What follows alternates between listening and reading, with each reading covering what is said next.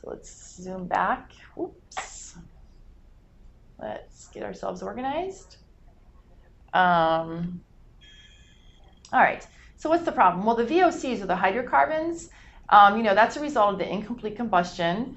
And the problem with the VOCs, as it turns out, I mean, well, maybe not so obviously, but if you breathe a high concentration of hydrocarbons, it can make you dizzy and give you a headache and that sort of a thing. But also, even more importantly, is it leads to the formation of ozone. And we will talk about this in a few minutes. Okay, that's another nasty character. The carbon dioxide, the problem with the carbon dioxide is too much carbon dioxide in our atmosphere is leading to climate change, sometimes called global warming.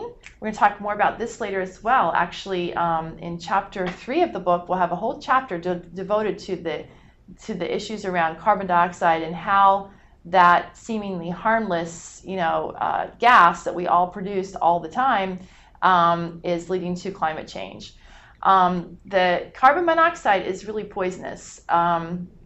Okay, so this is just as a pollutant, as it comes out of your car or any other situation where you're burning fossil fuels in a limited oxygen capacity, it is a poison.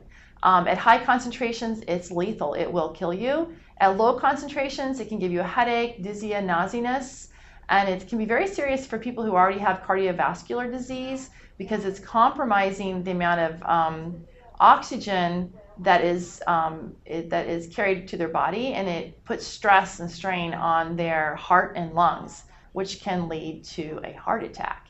So the reason why it's a problem is because the carbon monoxide blocks the absorption of oxygen in your lungs.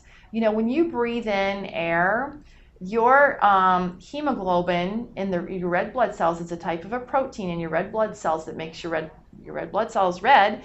But the hemoglobin picks up oxygen in your lungs and carries it to the parts of your body and deposits it, and then picks up carbon dioxide and carries it back to your lungs for it to be exhaled. That's how your body works.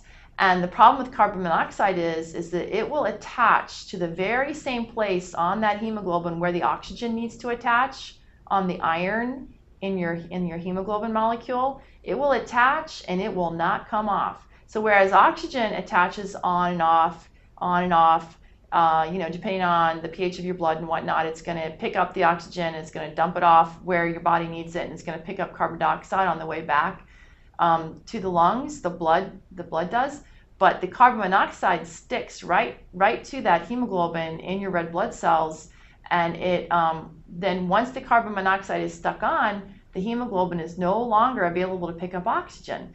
That's why over time, more and more of your blood will get saturated with the carbon monoxide, and then you're carrying less and less oxygen to your body. That's why you get a headache and dizzy and feel sick to your stomach first, because that's the effect of depleting your brain of oxygen.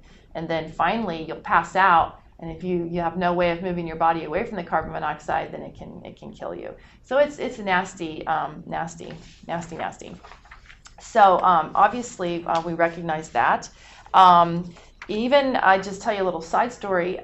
In traffic police in some cities in Japan where it's very, very densely populated and they have a lot of car traffic, the traffic police, because there's so much carbon monoxide emissions, will have to take breaks where they go breathe in 100% oxygen from an oxygen tank, and under that situation where you have a very, very high concentration of oxygen, like in air it's only about 20%, but if you breathe in 100% oxygen, it's enough to knock the carbon monoxide off. And so you can be treated for carbon monoxide sickness or poisoning, but you have to get yourself some 100% oxygen from an oxygen tank.